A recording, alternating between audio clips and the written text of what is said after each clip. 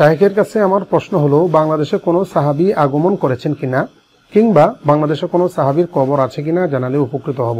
বড় চমৎকার একটি প্রশ্ন করেছেন ভাই। বাংলাদেশে কোনো সাহাবী এসেছেন কিনা এটা কোনো ইতিহাসবেত্তা আজও সঠিকভাবে বলতে পারেনি।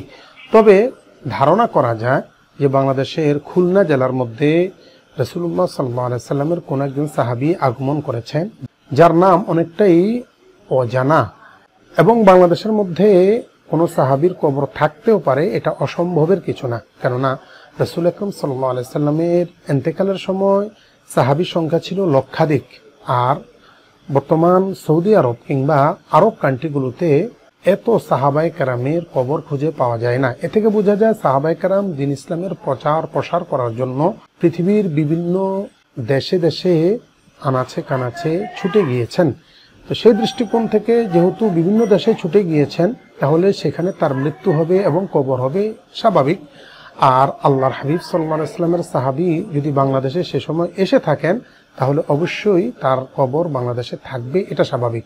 কিন্তু কোনো ইতিহাসবেত্তা কিংবা কোনো সিরাতবেত্তা এখনো নিশ্চিতভাবে এই কথাটা জানান দিতে পারেনি যে বাংলাদেশের মধ্যে কোনো সাহাবীর কবর আছে কিংবা কোনো সাহাবী এসেছেন। তবে আসার সম্ভাবনাও রয়েছে। আশা করি প্রশ্ন উত্তর পেয়েছেন।